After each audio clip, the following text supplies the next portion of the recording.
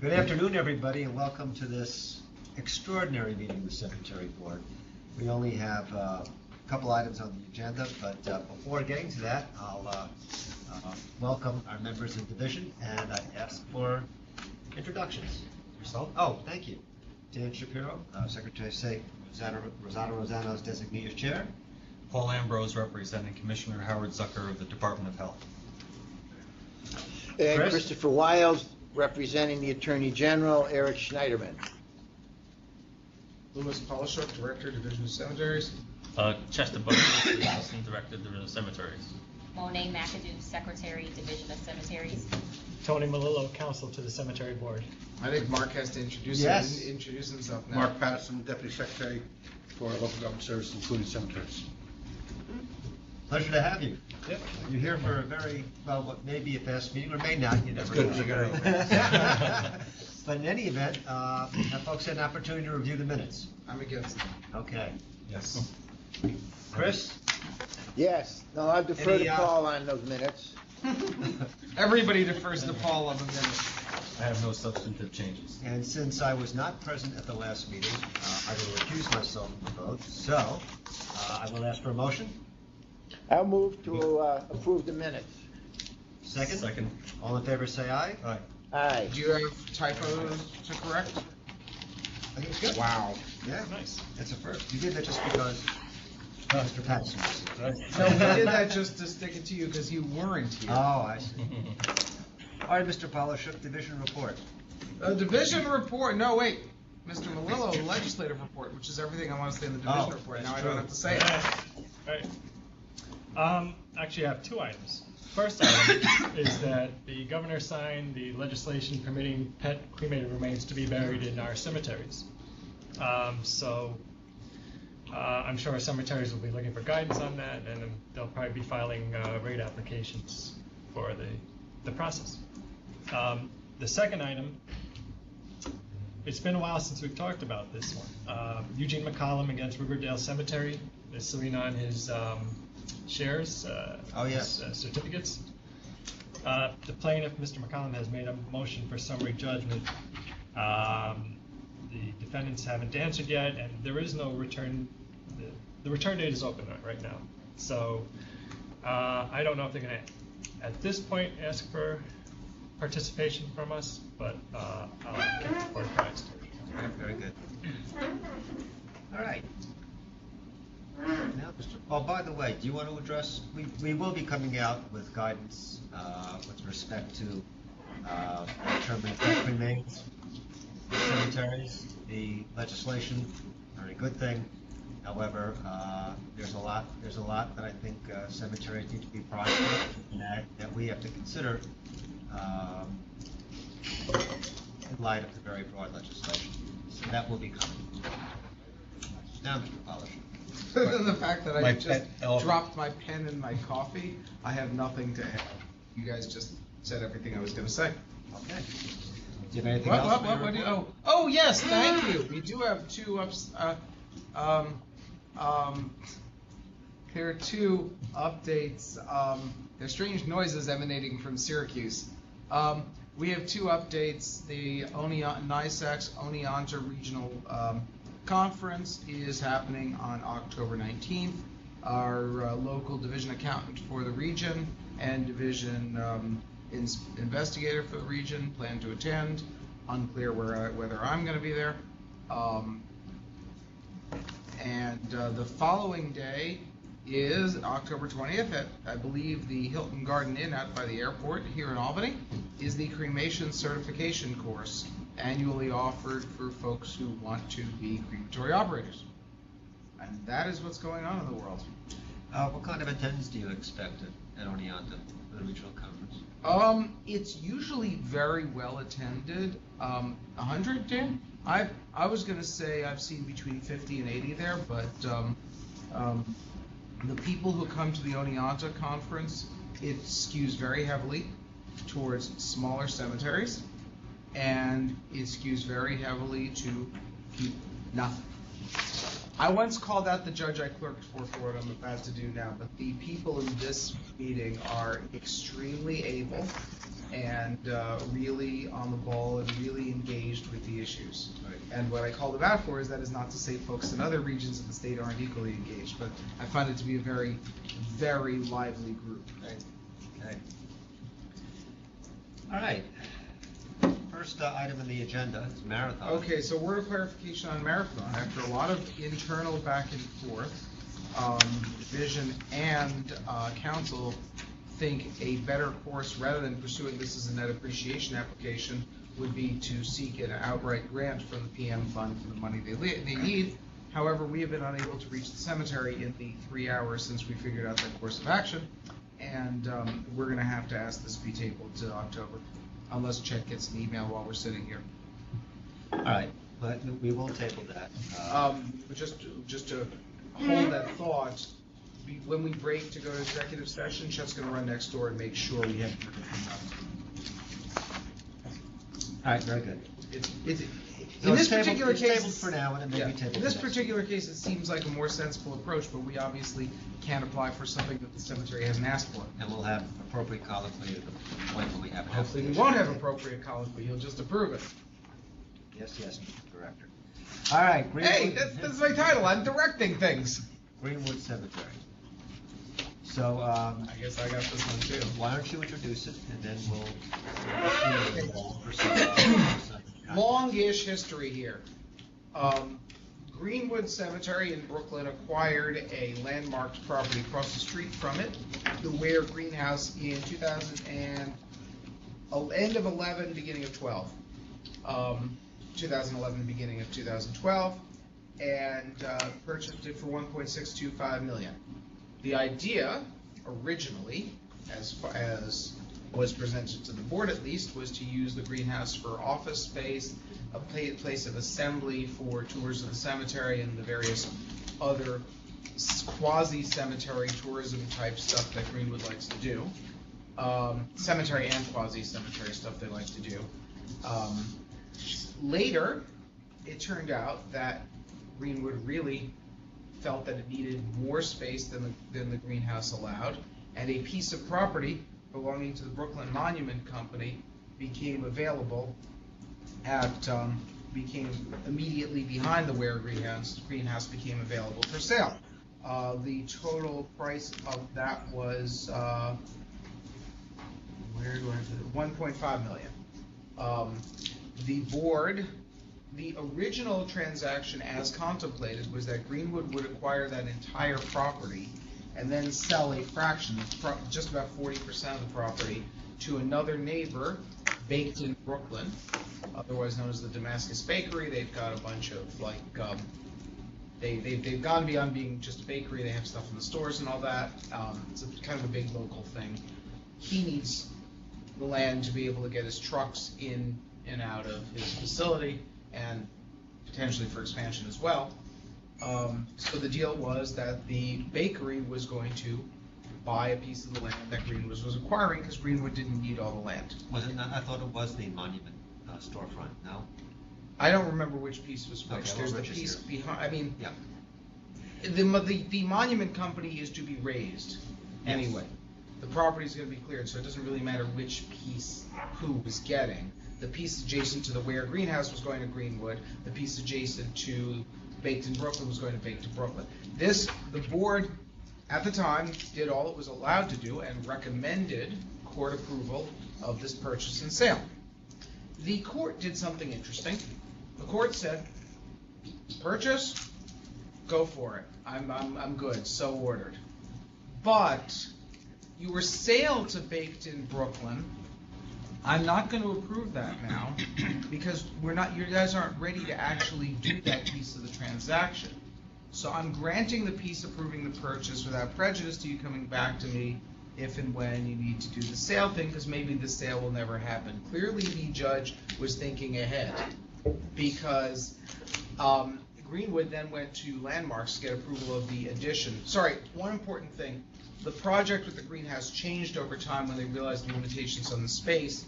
Greenwood now plans to move its quote-unquote back office operation to the new building to be constructed behind the greenhouse, and use the greenhouse solely as a gallery and place of assembly for tours and venue for events. because they needed more, it didn't give, between the two of them, they didn't have enough space and they needed more office-like office space. Yeah, I think that. That's why we will approved address it in that. 14. All right. That's why you guys approved it in 2014. Okay. So they went to Landmarks with their proposed design for the building, which is going to physically connect the greenhouse. The Ware Greenhouse being a landmark building, they need approval. Landmarks essentially said the building is too damn high and wants them to come back with another design. At which point the cemetery began thinking, oh, we need this space. If we can't be as tall, we're gonna have to expand horizontally. Hey, Baked in Brooklyn, could we sell you a smaller chunk and hang on to more of it to be able to satisfy Landmark? At which point Baked in Brooklyn said, no. And in fact, I want the entire property and I want it now, and I'm probably gonna flip it to a developer. Which of course would greatly impede Greenwood's ability to build this building in a big enough building that satisfies Landmarks. So Greenwood turns to Baked in Brooklyn and says, well, what will you give me just to get out of this deal and walk away? Or what do you want me to give you? And they have agreed to a buyout price of $250,000, whereby Greenwood hangs on to the entire parcel, can go and deal with Landmarks, and then, should there be a piece of property left over that it ultimately doesn't, it can consider putting it on the market then. I think what's critical to note from our perspective here is that if you add together the $1.5 million plus the $250,000 they're going to have to pay off Baked in Brooklyn to go away. It's not actually Baked in Brooklyn, it's another LLC, but it's essentially Baked in Brooklyn. You add those together, you are still hundreds of thousands of dollars under the appraised value of the property as of 2014, which was between 2.3 and 2.5 million. And the property has appreciated. Still, Greenwood had updated one of the two appraisals, didn't pay to update both, but one of them was updated to be a 2.6 million value as of 2016. Anecdotally, as someone who pretends to know expertise, but does not pretend to expertise, but lives in New York City and knows a little bit about real estate, prices in Brooklyn have only gone up between 2014 and 2016. I'm surprised the appraisal didn't come in even higher than that. We think that A, Greenwood has the money, B, Greenwood needs the space, and C, if you looked at, if this transaction had come to the board in 2015, Greenwood had $1.75 million for this entire parcel, with the knowledge that it might be able to sell another piece of it later for a profit, you guys would absolutely have approved it. Mm-hmm. The fact that this is coming in a weird kind of way doesn't bother me. So I'm recommending that this transaction occur. Absolutely. Okay. So I say this transaction occur and not our action on it is because the way it's presented in the posture of it may not require official action of the board. I'm very happy that Greenwood is here to apprise us of this. But in fact, what we did at the last transaction here was to recommend approval to the Supreme Court. That was done. It's arguable that we have no more business with the non-sale property. All right, this is what this is. It's not a property transaction, but a payment to alleviate themselves the burdens of the contract fulfilling the property transaction. So, whether or not it has to be here in a formal or informal status is really of no moment, because I know that Greenwood wants to be sure that they're proceeding according to the with the acquiescence and consent of the board, and I invite Mr. Moylan or one of your agents to address us if you'd like anything else to add anything else to Lewis's recitation. I watch Judge Judy a lot. She often tells people shut up, and I'm going to shut up unless people have questions, because I think Dan stated it very succinctly. These guys often tell me to shut up. Yeah, we do. Well, I have a just a question or two. So you were going to essentially attach to the back of the florist, right, a structure, Now, you were going to build the entirety of your office there. And that was the last time you came to us, that was the discussion, right? Okay. You're still going to construct something and do some office space, but you simply haven't got room to do all the space required. Is that essentially it? Yes. Okay. Yes, and on needs, we see our needs growing.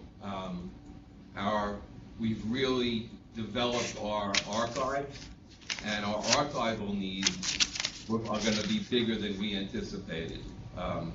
It's kind of shocking. The good news is we have $1 million private grant for the archive center alone in the new building. Very nice. So that's going to help pay for a good part of that. But yes. Now, will you be developing that entire piece of property or just a portion of it? Or do you know? Probably as much of it as we can. I mean, I think a general rule is build as big as you can, because you're always going to need it. Problem, of course, is going to be costs too, because the building is going to have to be an attractive building to complement the greenhouse. So we don't want to build something ugly. So it's going to be an interesting design. I mean, the design we presented to Landmarks was almost a placeholder because they wanted to see something. We're actually we haven't even started the interview process yet for a new architect to design the new building. We have layouts of what we'd like the interior to be like, so we're hoping it's going to be rather simple as far as what the exterior becomes. But that's where we are right now, and where this approval of this will allow us to retain the architect and really start a plan. One thing I should have made clear in my presentation is that we are obviously not the construction of the building is itself a major renovation that you guys would have to approve. We're obviously making no recommendation about a building design for which doesn't even exist. How did you come to the $250,000 figure? It was basically what the owner of Baked in Brooklyn demanded. Mm-hmm. Well, can I interrupt here a minute? Doesn't the cemetery already own the property? Yes. And on page 15 of Exhibit E, if we don't approve, then you're out of any obligation to the bakery. But you already approved their purchase of 42.7%. And he, at least on the face, has convinced us that he will go forward with that purchase and then flip it or develop it himself. Chris, just to try to answer your question, we discussed this with Greenwood because there is the possibility that the court has not, since the court has not yet approved the sale, it's entirely possible that we could change our recommendation, recommend disapproval, and then go to the court and try to convince the court to reject the sale. Speaking not as Greenwood's representative, I have to say I feel like there's some risk in such a strategy. And time is a little critical here too. I mean, time is obviously money. The greenhouse is moving along at a really good pace now, and we're probably not going to be able to use the greenhouse until we have something going on the other building, because they're going to share HVAC and the like. So tying it up in a court with additional expenses and time has us concerned that we think $250. Believe me, the owner of Baked in Brooklyn is not my favorite person. It's gonna not make me very happy to sign that check. But just as a refresher, the reason we did this, one of the reasons we did this with Baked in Brooklyn in the first place, was we were concerned about a bidding war for the property. We knew they wanted it, we wanted it. They could have bid above the appraised value, where if we did, you probably would have given us a hard time, and rightly so. So we thought a compromise was best at the time. As Lewis pointed out, again, it's 175. as opposed to 2.6, I think, the latest appraisal. We think it's good value. I mean, our board approved moving forward with my support, but I had to grit my teeth. It's also, again, I haven't read docket sheets in Kings County, so I can't confirm this, but I'm advised by the cemetery that the other party to this transaction, or its principals, are not averse to litigating vigorously. So it's clear, You have- that as management, you've considered this. Absolutely. Chris? You have $250,000 to litigate with if you're gonna save money, but the time factor is important. I understand that, and to get rid of these people is probably just as important. So, what about the attorney that drafted this agreement that didn't set forth this condition that might happen? I mean, that's the way I read it when I first initially looked at it. I said, well, why would you draft an agreement without anticipating that something like this happens in light of the fact that this guy is not a very good neighbor? I read the agreement as giving them the right to get out, personally. You talking about the initial contract of sale? Yeah, Chris. yeah, the contract of sale, which is Exhibit E, on page 15. Right.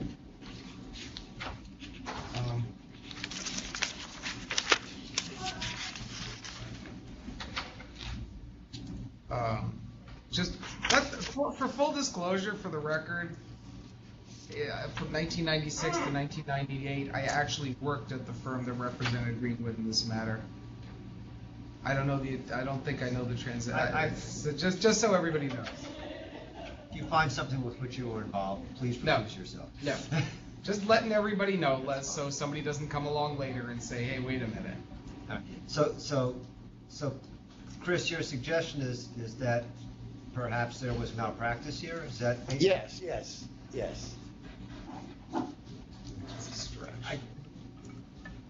I mean, at this moment, I'm not sure where to go with that.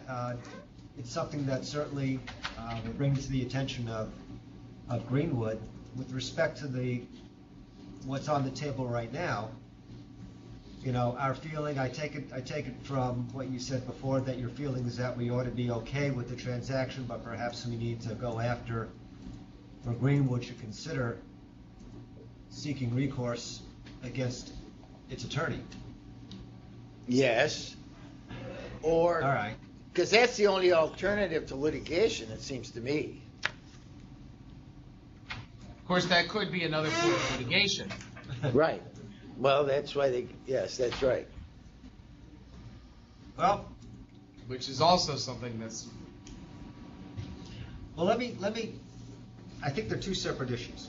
All right, and the one in our capacity with respect to the business relationship and the competency of the drafting of the document is a matter, I think, for Greenwood, which we can certainly provide some assistance or advice on. But I think that's one issue. But the issue before us is whether we think that this is the appropriate transaction for them to take in terms of buying them out, because that's what they're doing. And if they don't buy them out, then the alternative, we are told, is potentially extensive and time-consuming litigation, which may really derail them. So that's where we are.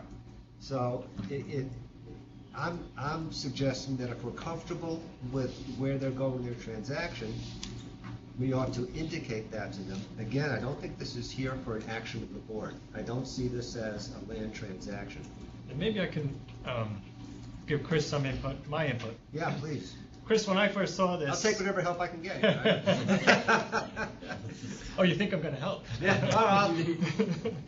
He's going to help Just some... keep me from talking. Tony is going to help somebody. Who it is remains to be seen. When I first went through this, it looked to me like Mr. Ayub was the one who wanted to get out of this, and the cemetery was paying him $250,000 to basically breach his contract, which I thought was odd. I now understand what's going on, that the cemetery is trying to protect itself. And in looking at the numbers, because there's so much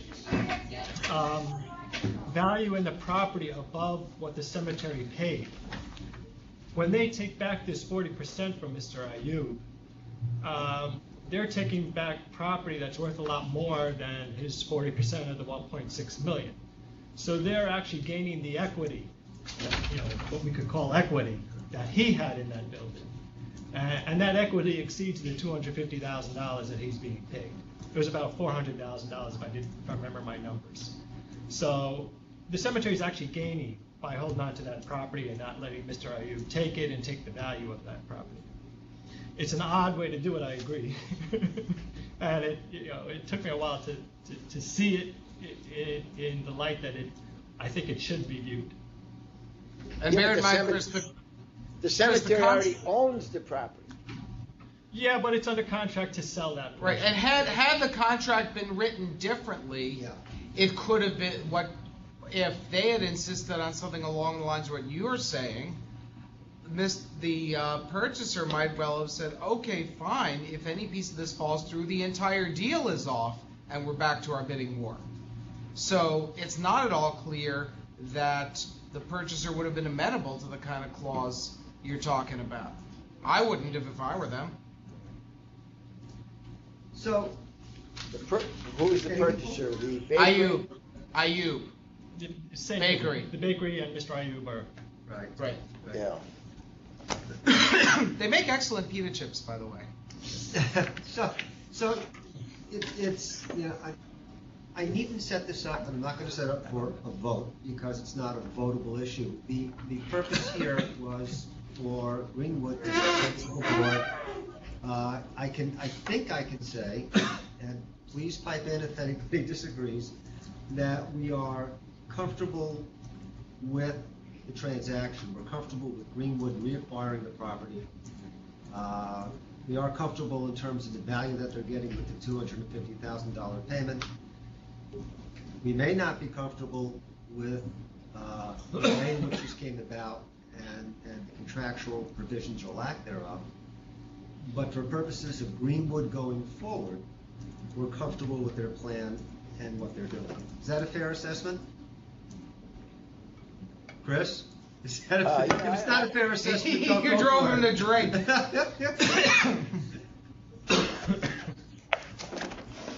I understand the issues. I'm not sure that this is the way to go about it, but I do understand the issues, and in that sense, I'm comfortable. Okay. Dan, it might make sense. It seems like you're of the view that the board doesn't have to act on this. That's correct.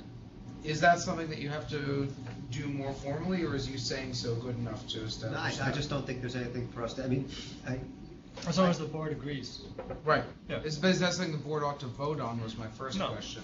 I just need a And consensus. my second question, which I guess is also directed to council, is should the board vote to either modify its previous acceptance to clarify that it's cool with this transaction, regardless of whether the property is sold to Baked in Brooklyn or retained by them? I think it is. I think Is that something that should be voted on? if the board had approved, let's say this was just the sale. Exactly. Greenwood had bought it and came and said, we want to sell it to Mr. Ayub. Board approves it or recommends approval to the court. Sale falls through. I don't think the board doesn't have to do Greenwood would have to come back to us and say, it didn't happen. Okay. Blessed it not happen. Okay. The fact that there's a payment for it not happening is a little unusual. But I agree with Dan. That doesn't make it a conveyance of a real estate interest just because he's being paid to terminate the interest in the contract. Okay. I see your point, Tony. Good point. So you've had our feedback. Is there anything else that you would like from us today? As to Mr. Wiles' point, all I can say is I know there were very involved negotiations here. They're very difficult. Mr. Ayub made them very difficult for his attorney, and while I will go back and speak to them about it, I would be reluctant to use that term for their actions here. I'm not you know. suggesting that there was, but that is the, at all right? But the interest is in why wasn't there more protection in the contract? Could very well be that you couldn't get it, all right? Got it, all right? But you've heard, I mean, we've got the Attorney General here who has a huge amount of experience in these matters, so he's concerned, and so that's been relayed to you. All right. The only other thing I should have included in the division report is that I attended NISAC's conference, lots of interesting stuff. I should have included this in the division report. I want this to be on the public record. We clarified, there was a lot of discussion there were a lot of really interesting things. The thing that I think the public ought to know about is that I think we can more clearly state our position on what exactly our commercial crime coverage requirement means, because there's been some back and forth with certain brokers saying they don't understand what we're looking for. What we're looking for is insurance against employee dishonesty to the extent necessary to cover anyone who might have a chance to get the hand in the till, an endorsement covering non-employee officers and directors. So if anybody out there in TV land has an issue with their broker, you want coverage for employee dishonesty, you want to make sure that covers non-employee officers and directors, and if it doesn't, you want an endorsement for that. There's lots of other products out there that also call themselves commercial crime insurance. We don't require those, although many of them would be good things to have. It's employee dishonesty, that's what we're looking for. Okay, very good. All right, so coming to the end of the agenda here, I'll open it up to anybody who'd like to address the board, for any reason whatsoever. Just give you what's happened since yesterday on the pet bill. I mean, it broke in the local New York papers. Your the phone's blogs, ringing off the hook? and the phones are ringing already. Yeah. And of course, the silliness. I mean, I think when there may have been some of you had suggested the possibility. We all thought, oh, they're nuts. That would never happen. But people are saying, does that mean we're going to euthanize our pets when we go? So it's coming up. So your concerns were warranted. We will probably do it, but of course we're waiting for guidelines from the division, and then we will adopt rules and regulations. But it's in one day, the reaction was pretty dramatic. Yes, I understand. Anybody else today? All right, so at this time, we'll just take a couple-minute break, and then we'll go into executive session for litigative matters. I will make that a motion. Do I have a second? Second.